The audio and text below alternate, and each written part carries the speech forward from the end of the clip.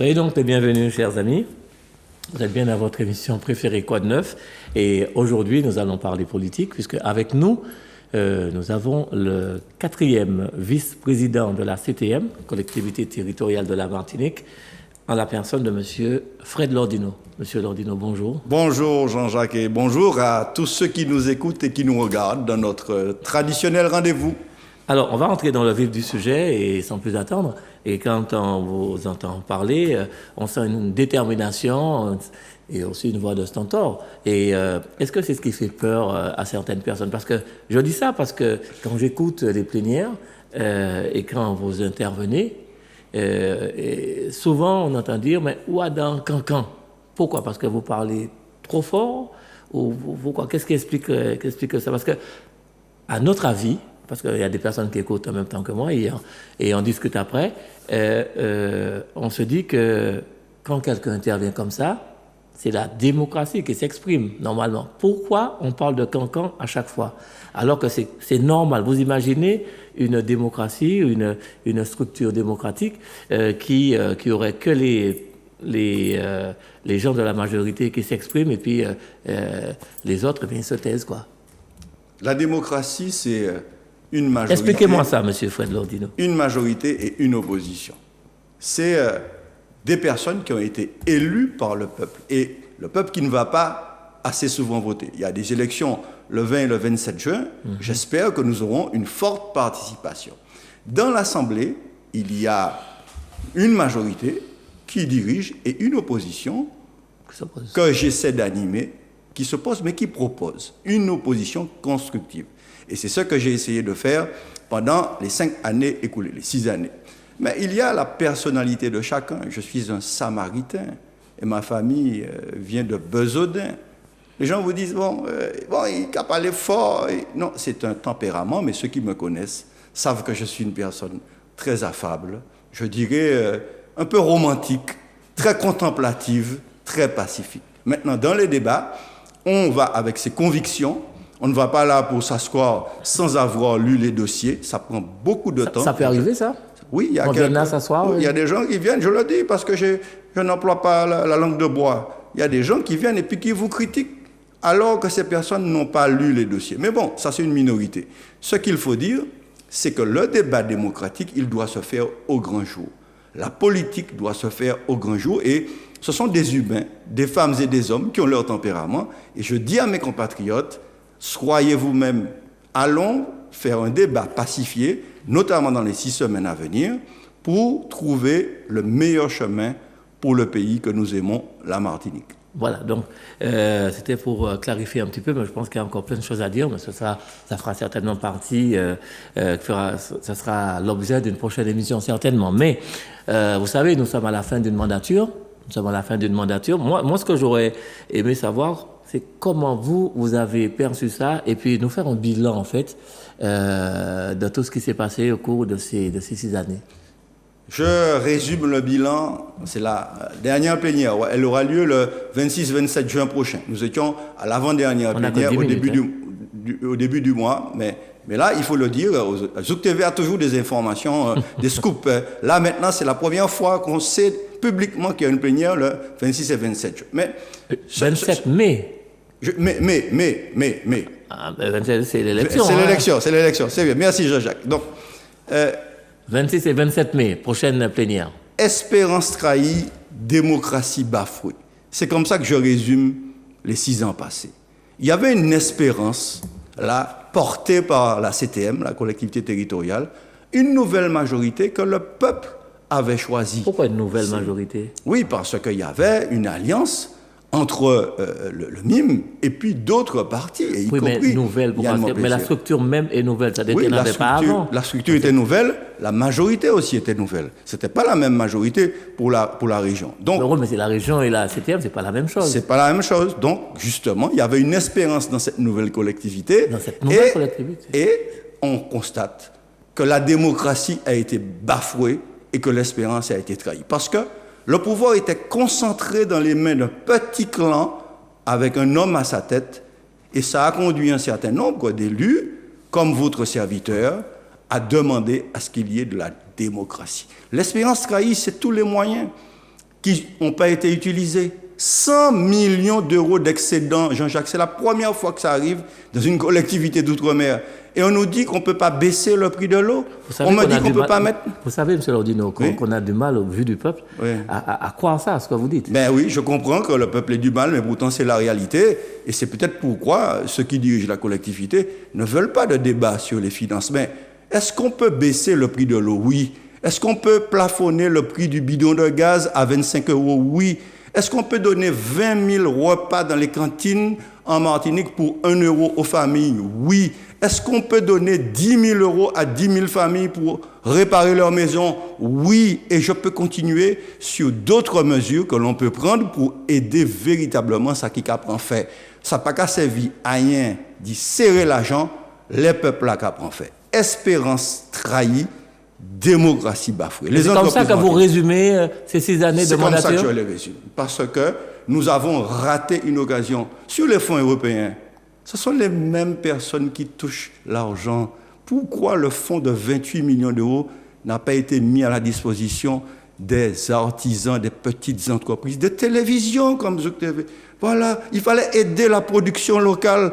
Là, on chipote pour 500 000 €. Zouk Télévision a été rayé des différents contrats, vous savez. Voilà, c'est ça. Et c'est pour ça que nous nous retrouvons dans cette situation. Aujourd'hui, il faut accompagner massivement les petites entreprises martiniquaises, l'audiovisuel, faire qu'on sorte par le haut de cette pandémie, de cette crise sanitaire culturelle, et on voit là des gens qui sont en train justement de pinailler 500 000 €, c'est qui ça en les 100 millions d'euros pour bas Martinique et travail. Et bien voilà le résumé de ces 6 années. Et là, j'espère que les Martiniquais, comme votre serviteur Jean-Jacques, et les Martiniquaises vont se rassembler au-delà des clivages politiques, notamment avec Mi-Chance Martinique, pour sortir le pays de cette régression économique et sociale.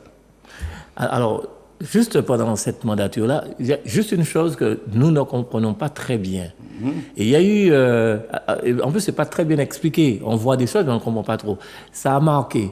Parce qu'on parle de président de la CTM très carré, très honnête. Mais il y a quelque chose qu'on ne comprend pas. Il y a eu un procès, ou un début de procès, où il va y avoir un procès, en tout cas des avocats, parce qu'il y aurait, et là on ne comprend toujours pas, il y aurait 200 000 € qui auraient été donnés ou pas donnés. Est-ce que vous pouvez expliquer ça? À qui 200 000, parce qu'il y a eu l'école qui a été construite à la Dominique, mais 200 000 € qui n'étaient pas votés, qui sont partis. Non, il y a un conflit. Alors, sur Green Parrot, il y a 800 000 € l'affaire Green Parrot qui continue. Mais bon, les tribunaux vont trancher. Je pense qu'aujourd'hui, l'actuel président du Conseil exécutif se retrouve devant le tribunal correctionnel et donc il devra répondre devant la justice. Cette histoire est terminée. Non, c'est pas fini. Il y a une procédure qui continue. Non, mais il faut bien comprendre une chose, c'est que on ne poursuit pas le président de l'Assemblée, du Conseil exécutif, M. Alfred Marisel. On le poursuit parce qu'il a construit une école. Parce que tout le monde, on veut faire croire à tout le monde que c'est parce qu'il a construit une école. Mais c'est pas ça le vrai problème. Le vrai problème, c'est que les règles des marchés n'ont pas été respectés et que l'Assemblée, à l'époque, le Conseil régional, n'a pas été convenablement consultée et que la délibération n'est pas bonne. Donc, il faut laisser, là, le président du Conseil exécutif et ses proches vont régler leurs problèmes avec les tribunaux. Là, nous sommes là pour parler des problèmes des Martiniquaises et des Martiniquais. À la limite, bon, non, mais il va régler. Ça concerne les Martiniquaises, puisque les 800 000 €, c'est quand même les impôts des Martiniquais. Oui, mais ça c'est... Je pense qu'il ne faut pas trop s'attarder. C'était juste pour comprendre sur le passé. C'est le passé, il est devant les tribunaux, il va se représenter et le tribunal populaire, à mon avis, va le sanctionner. Parce qu'au-delà des tribunaux judiciaires, il y a le tribunal du peuple, celui auquel je crois, et ce tribunal va sanctionner la gestion des 6 années passées parce que ce n'est pas une gestion qui a été au profit des besoins des Martiniquais. Alors, quand vous parlez comme ça, M. Fred Lordino, on a l'impression qu'il ne s'est rien passé. Parce que pendant 6 ans... Non, ils ont fait... on ne peut pas dire qu'ils n'ont rien fait. Écoutez, ce n'est pas sérieux. Bon, ceux qui disent ça ne sont pas sérieux. Mais par contre, ce qu'ils n'ont pas fait, c'est faire les investissements dont le pays avait besoin. Là, il faut faire 800 millions d'euros d'investissement dans les 2 ans. Et Yann Monplaisir, qui est aujourd'hui premier vice-président, dit la même chose que Fred Lordino, quatrième vice-président. Il faut mettre en place un plan massif d'investissement. Il faut payer les entreprises. Jean-Jacques, il y a des entreprises qui ne sont pas payées depuis l'année dernière. Les entreprises, aujourd'hui, réclament 14 millions d'euros d'argent qui leur appartient, qu'on n'a pas versé. Ce qu'il faut, c'est régler tout ça. Tout cela, il faut se mettre d'accord entre nous, au-delà des clivages droite-gauche, et c'est ce que, très modestement, je propose avec Yann Monplaisir. Nous ne sommes pas de la même famille politique, mais devant la crise que subit le pays, il faut se rassembler et investir. C'est ça nous les faisons. Nous, trop l'argent l'Europe, nous, autorités de gestion, nous ni l'autonomie. Loi nous l'autonomie, Jean-Jacques. C'est-à-dire que l'argent, c'est nous-mêmes qui avons géré, qui avons décidé. Oh, nous pas qu'à servir.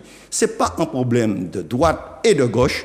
C'est un problème d'investissement pour faire pays aller devant. Monsieur Lordino, comme vous qui étiez à l'Assemblée de Martinique, comment se fait-il qu'il reste quand même 100 millions, c'est ce que vous dites, hein, oui.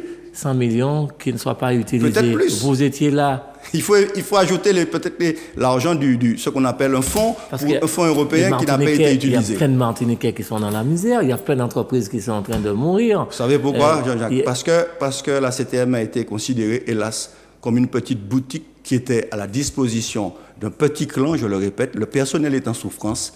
Aujourd'hui, je pense à l'Institut martiniquais de formation, je pense aussi au parc naturel régional. Il y a beaucoup d'institutions qui ne reçoivent pas les subventions pour faire avancer le pays. Donc aujourd'hui, c'est la faillite de la pensée indépendantiste. Aujourd'hui, le pays est divisé parce que, oui, hier au François, j'ai vu ça sur les réseaux sociaux, les rouges, verts, noirs, des gens qui disent qu'ils ne veulent pas que les producteurs de bananes, béquets, nègres, chabins, mulâtres recrutent des Martiniquais alors qu'on fait appel à de la main-d'œuvre étrangère. Et le président du conseil exécutif, qui est lui, chargé du développement économique, n'intervient pas. Avec Yann Monplaisir et Fred Lordino à la CTM, il y aurait une intervention, et je le dis publiquement, je soutiens l'action des planteurs de bananes qui veulent recruter des Martiniquais qui cherchent du travail. C'est clair. Ah oui, d'accord. Donc c'est une guerre déclarée aussi. Pas de guerre, pas de guerre. On est là dans du développement parce qu'il vaut mieux que les Martiniquais travaillent plutôt qu'ils se retrouvent à mendier aux Européens. Je crois au travail, je crois à la famille, je crois à la Martinique, pas à l'assistanat et à des gens qui veulent chercher à en découdre avec la police martiniquaise parce que ce sont des Martiniquais qui sont nos policiers qui nous défendent. Bon. Alors, revenons à ces 6 ans qui sont passés et je reviens encore à ces interventions pour bien dire aux gens, parce qu'on entend tellement de choses, pour bien dire aux gens, enfin, moi je dis que c'est à mon avis, il n'y a pas de... Enfin, moi, je pense comme ça, mais moi, je n'ai pas à penser ou à ne pas penser. Mais je pense que la démocratie s'exprime à la CTM. Les gens, les élus sont là pour représenter une partie de la population selon leurs convictions. Et donc, quand ils s'expriment, c'est une partie de la population qui s'exprime. C'est ça. Est-ce que quand même... Est-ce qu'on vous en veut d'intervenir comme ça? Oui, il y a des gens qui ne sont pas contents. Mais pourquoi ils ne sont pas contents? Parce que c'est quand même la démocratie qui s'exprime. Mais je parle de ça, c'est sur les 6 ans. Voilà, c'est-à-dire que lorsque vous affirmez vos convictions, et lorsque parfois, ça se voit dans mes expressions, que je défends véritablement mes convictions, les Martiniquaises et les Martiniquais peuvent se tromper sur la personne. Je le dis, je suis un homme pacifique. Je souhaite, comme beaucoup de Martiniquais, le bien de mon pays. Par contre, vous allez changer votre façon de faire? Lorsqu'il s'agit... Oui, parce que dernière plénière, je peux toujours m'améliorer. Non, mais parce que vous améliorer, ça veut dire que vous n'étiez pas bon. M'améliorer, non. On peut être bon et devenir encore meilleur. Vous savez, il faut croire à ça, Jean-Jacques. Je crois à la bonté, à la compassion humaine. Je crois que tout homme, il a 2 certitudes. La première, c'est qu'un jour, il va mourir. La seconde, c'est que chaque jour qui passe, il peut s'améliorer et faire le bien. Donc, vous n'étiez pas totalement satisfait de ces 6 ans passés sur la présidence On peut toujours, personnellement et collectivement, faire mieux. C'est pourquoi j'appelle aux Martiniquais à changer, parce que justement, il faut faire mieux que qui se fait. Mais surtout, la révolution commence par sa propre révolution, Jean-Jacques. Chacun d'entre nous, nous devons commencer par faire notre propre révolution avant de demander à celui qui est en face de moi de faire la révolution. Eh bien, je crois que c'est sur ces bonnes paroles que nous allons finir cette émission. Juste nous rappeler les dates de la prochaine plénière. La dernière plénière de cette mandature aura lieu les 26 et 27 mai. Et là, nous aurons un nombre. La réunion de bureau aura lieu bientôt. Mais naturellement, Zouk TV aura la primeur des informations avant et après la plénière. Alors, donc, est-ce qu'avec l'aide de mon plaisir, vous avez des rendez-vous? Les rendez-vous, c'est surtout, d'abord, c'était le rendez-vous de dimanche dernier où nous avons fait beaucoup de scènes au Carbet, et il y aura un autre rendez-vous que nous allons annoncer aussi à Zouk TV bientôt. Absolument. En tout cas, merci, monsieur Fred Lordino, pour toutes ces informations. C'est moi, Jean-Jacques. Merci à tous et à tous. Bien. Et puis, Manuela, en tout cas, merci pour la partie technique, et puis on se retrouve très vite pour une nouvelle émission. Quoi de neuf? À bientôt.